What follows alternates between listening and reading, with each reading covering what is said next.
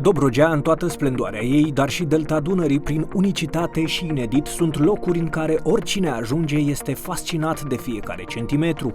Dezvoltarea zonei din punct de vedere al infrastructurii și conectivității este poate unul dintre cele mai importante beneficii aduse de intervenția IT Delta Dunării, atât în județul Tulcea cât și Constanța.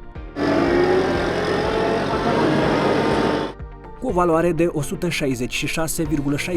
milioane de lei, reprezentând fonduri nerambursabile obținute de Consiliul Județean Tulcea prin mecanismul IT Delta Dunării, s-au modernizat aproape 80 de kilometri de drumuri județene.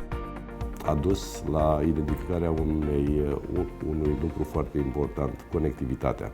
Mai pe înțelesul tuturor celor care ne privesc, cum ajunge în Tulcea, cât de repede, cum, în ce condiții și așa mai departe. De aici s-a creat o îmbunătățire a conectivității, așa a venit ideea podului, așa a venit ideea modernizării aeroportului, așa a devenit reală reabilitarea porturilor dunărene, așa a venit ideea trecerii Rovca-Isaccea pentru a deschide Tulcea și Dobrogea. Eu, normal ar trebui să zic Dobrogea și Tulcea, că discutăm de un tărâm aparte, către țară, către lume.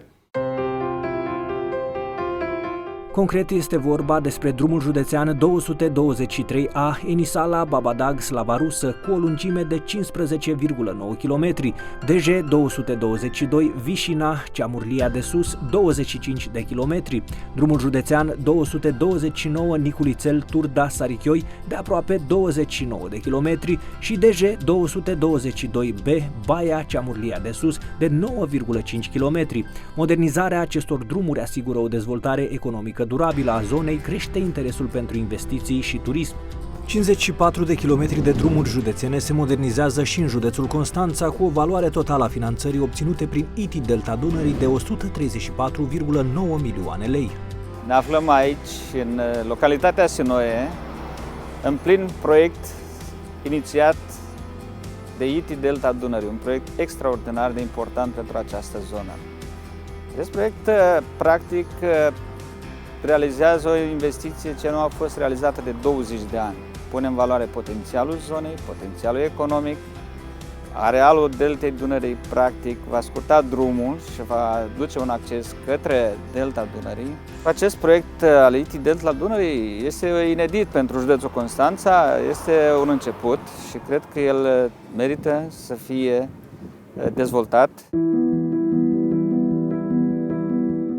Astfel, drumurile județene ce se află în proces de modernizare sunt DJ 226 Corbu Săcele Istria Mihai Viteazu, cu o lungime de 40,2 km și drumul județean 226A Cetatea Histria Tari Verde de 13,9 km. Pe lângă aceste lucrări de infrastructură reprezentate de drumuri județene, tot prin mecanismul IT Delta Dunării, s-au reabilitat și 170 de kilometri de drumuri locale. Comuna Greci, poate cea mai frumoasă zonă din Parcul Național Munții Măcin, beneficiază de asfaltarea a 14 străzi cu o lungime totală de 4,8 km. Este cea mai mare aglomerare rurală din județul Tulcea, numărând în jurul a 5.000 de locuitori.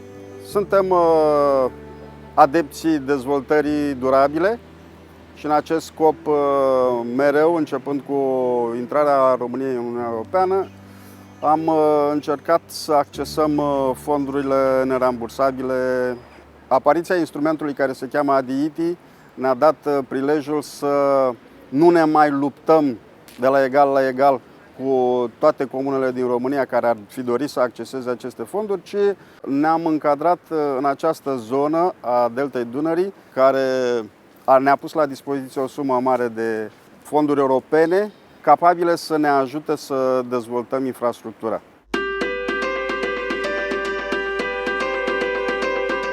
4,9 km sau 15 străzi se vor asfalta și în comuna Niculițel, zonă vestită pentru podgoriile sale, dar și pentru importanța istorică pe care o deține prin bazilica și cripta martirială, monument paleocleștin și nu în cele din urmă un loc cu o încărcătură spirituală deosebită prin găzduirea mănăstirilor Saon și Cocoș. Banii europeni au ajutat mult la dezvoltarea comunității noastre. Dacă ne referim numai la mecanismul ITI, pot să vă spun că avem o gamă diversă de investiții. Avem în derulare lucrări de reabilitare a drumurilor stradale. Vor fi modernizate 15 străzi în comună, iar lucrările presupun, pe lângă covorul asfaltic, realizarea de rigole, de preluare a apelor fluviale, trotuare și căi de acces în gospodării. Tot cu banii europeni extindem rețeaua de canalizare și modernizăm rețeaua de alimentare cu apă.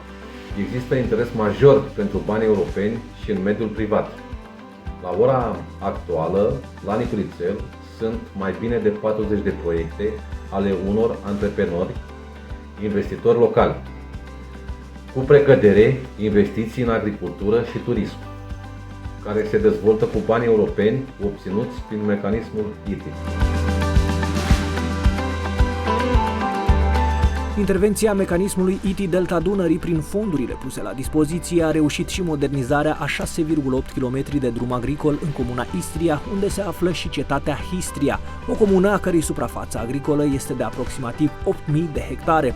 Astfel, s-a realizat accesul facil cu utilaje agricole pe terenurile cultivate.